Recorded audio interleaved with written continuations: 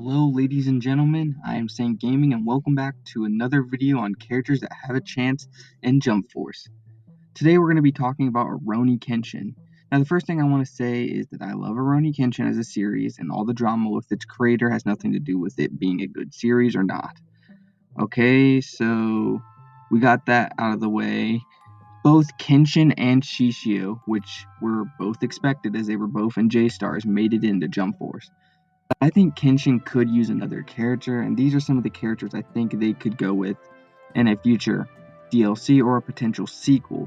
So let's get started with Hajime Saito. Now Saito is a big want of mine, and he is Kenshin's rival and super important to the series. He was also one of those characters who we thought were going to be in Season 2 when those initial moves got leaked, which I'll talk about in a second. I for sure can see him being, and if they want to go with another Kenshin rep in the future, despite him already having a move in the game. In fact, I can see that being as working on him already to be easy since they have his main move in the game, which is Gatoshu. I'm sorry for the mispronunciation. So there is a clear interest for Saito for them to add one of his moves into the game. Also, from the last popularity poll in Saito came in 3rd place, as well as him being super pretty popular character. I mean, he is a very popular character. The one thing I could see it being not adding Saito, which I'm not sure how true this is, but I did hear this, I'm not sure, that his voice actor died. If not, Japan usually doesn't try to replace its voice actors. The next character is Sagara-Sanosuke.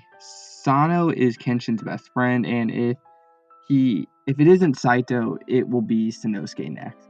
He is mainly a brawler, but for his ultimate I can see them bringing out his Zanbato, his giant sword that he used a few times throughout the series. Also in the last popularity poll for Jump, Sanosuke came in 2nd place. So again, that's pretty good. I mean, Sanosuke or Saito.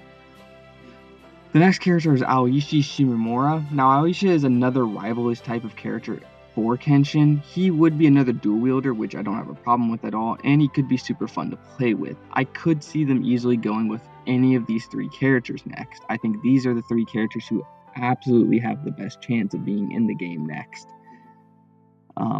The next character I want to talk about, and I can see them maybe adding this character into the game, and that is Isshin, which is the final villain of Rurouni Kenshin.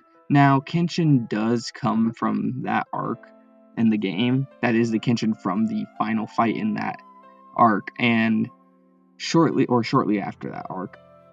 Through his chances, though, I think are low. When it comes to Saito, Sanosuke, or Aoishi, that arc of the manga wasn't animated as well, but he was in an OVA that he showed up in a few flashbacks. So yeah, those are 4 characters I think have the best chance of being in the game next, but the next characters I still want to talk. The next characters I name I think have lower chances of getting in, but we're still going to talk about them. And the first one is Karu. Now, she is the main love interest in the series, and she also does run in dojo, but I don't see her getting in, as in the series she doesn't fight much and she's mostly a damsel in distress. Not to say Karu doesn't fight at all, she does have a few battles, but she just isn't as pivotal as some characters are.